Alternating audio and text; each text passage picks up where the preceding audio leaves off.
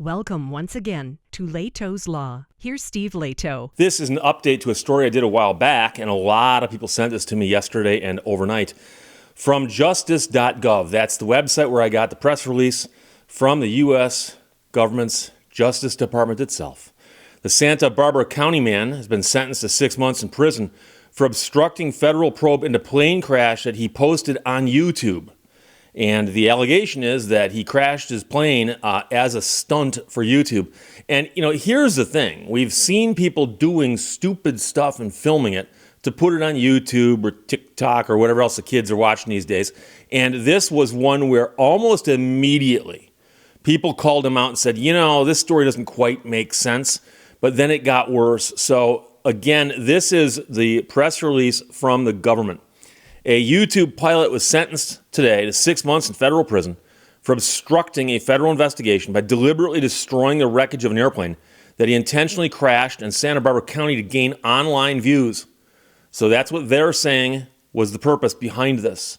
The man's 30 years old. He was sentenced by U.S. District Judge John F. Walter. He pleaded guilty in June to a single count of destruction and concealment with the intent to obstruct a federal investigation. Now, the man is a pilot and apparently also a skydiver and a former Olympic athlete. And he had a sponsorship deal with a company that sold a variety of products, including a wallet. And apparently he was planning on shooting a video to promote a wallet. Pursuant to the sponsorship deal, he agreed to promote the company's wallet in a YouTube video that he would then create and post. So on November 24th of 2021, he took off in his airplane on a solo flight purportedly destined for Mammoth Lakes. He did not intend to reach his destination, however, but instead planned to eject from his aircraft during the flight and video himself parachuting to the ground and, if possible, video his airplane as it descended and crashed.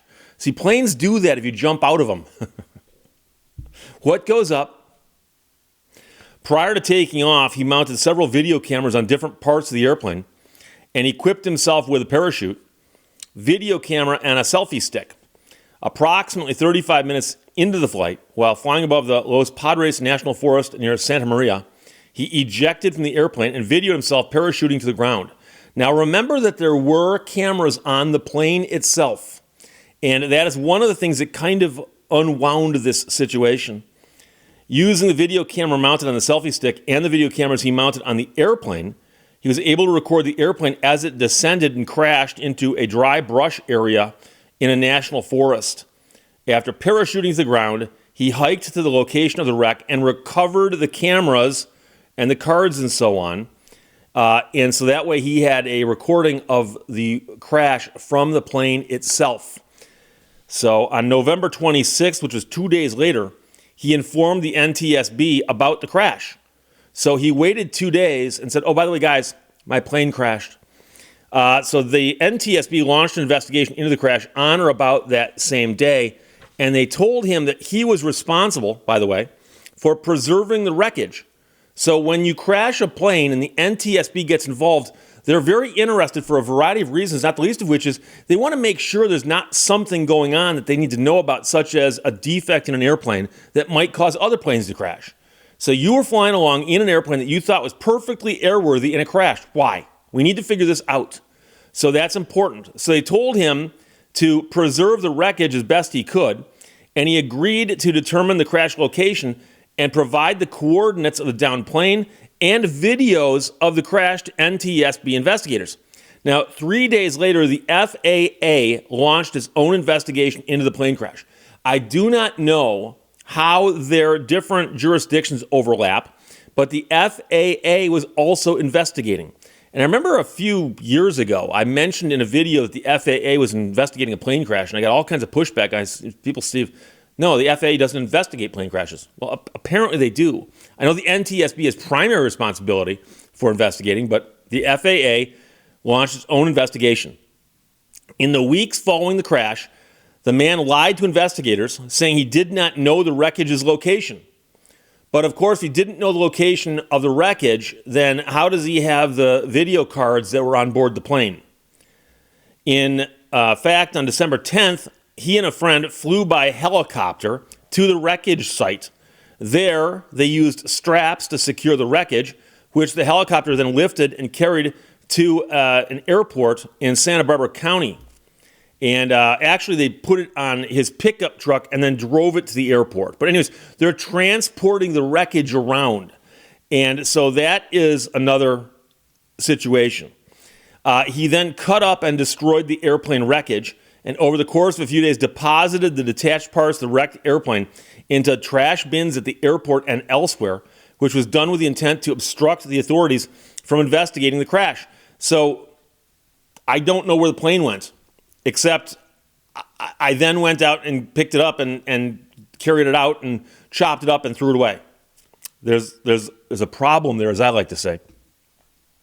On December 23rd, 2021, he uploaded a YouTube video entitled, "I Crashed My Airplane." Now, as an attorney, I would point out to you that saying "I crashed my airplane" has several different connotations, and one of them sounds like you did it on purpose.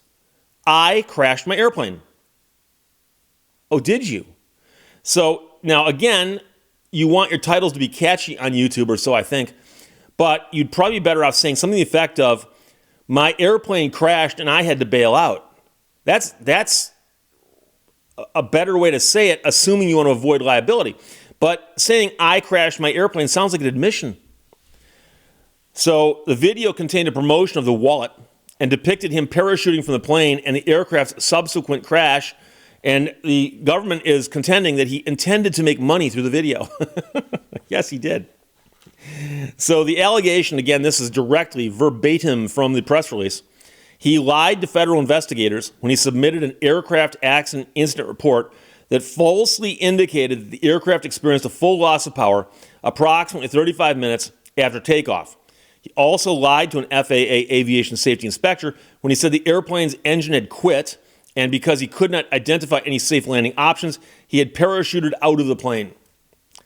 And by the way, when the video first went up, all kinds of people called BS on it, saying there's something wrong with this video. And it was simply odd that the guy's going on a short flight in an area he's very familiar with and just happens to be wearing a parachute. Now, again, some people do wear parachutes when they're in airplanes. But I'll have to tell you, I know several pilots. I've flown in small planes many times. In fact, a dear friend of mine, Dean, took me for a flight earlier this year. And when we were flying, we were not wearing parachutes. And I didn't ask him, by the way, are we going to wear parachutes today? Because generally speaking, you're not. And so the fact that he was wearing a parachute and so calmly, the engine quit, and he's like, "Oh, I got to bail out. See ya," and jumps out. And just happens to have all these cameras and stuff. And don't get me wrong, I understand the guy's videotaping his entire life for his channel, most likely. But it just seemed like more of a setup. And I remember watching the video myself going, this is obviously a setup. The only thing I was wondering was, what's the value of that airplane versus what he'll make off his channel if he crashes it and videotapes it and puts up videos about it? And I don't know what airplanes cost. I know they can be expensive. But then again, nowadays, nothing surprises me. People will do the craziest stuff for YouTube. So they say that he lied to federal investigators. Here's a quote. "It appears that he exercised exceptionally poor judgment in committing this offense," prosecutors argued. "He most likely committed this offense to generate social media and news coverage for himself and to obtain financial gain.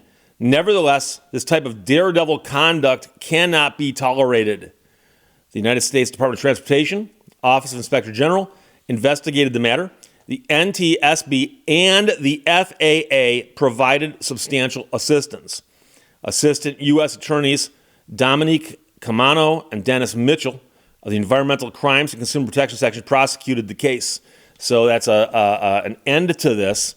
And I got to tell you, that, among other things, a friend of mine that I went to high school with works for the NTSB doing crash investigations. I don't know if he was involved in this case or not. I doubt it, because this is such a small crash compared to what they are normally investigating, that I suspect he got handed off to lower echelon people at the NTSB. However, some people are going to say, Steve, the guy crashed his airplane out in the middle of nowhere, and it didn't hurt anybody. What's the problem? And again, most of you get it. Most of you do, but somebody is bound to ask. So there are several things that you need to remember. Whenever somebody files a false report with the authorities, be they local, state, Fed, it doesn't matter, if those authorities have to do an investigation only to discover it was a hoax, it's a ridiculous waste of manpower or womanpower. And the resources that get wasted on investigations only to discover, oh, it wasn't a real plane crash. I mean, the plane did crash, but there's no need to investigate other than for some weird reason he shut the fuel off and jumped out. So we don't need to explore the wreckage to try to determine the cause of the crash. It was not operator error, it was operator intended. That's the easiest thing for them to figure out. Oh, he did this himself. The second problem you have, and I alluded to this earlier, is that the NTSB and the FAA have very, very serious concerns about what causes airplanes to fall out of the sky. So an airplane crashes and they come and investigate it. One of the reasons they investigate is they want to determine, did something happen on this plane that could have been prevented, and can we prevent it in future crashes? So I don't know what kind of plane this guy was flying. Somebody in the audience probably does. But whatever the plane is that he's flying, for all they know, there could have been something wrong with it. And maybe they need to notify everybody else who's got one of these planes, be careful about this particular situation, okay? And they learn things from plane crashes. So a plane will crash, they'll figure it out, and they go, oh, maybe this is a problem. Maybe that's the problem. And so they can learn things from that. And so that's another reason they do these investigations. So when you go out and intentionally crash your plane out in the woods, the feds are going to investigate it.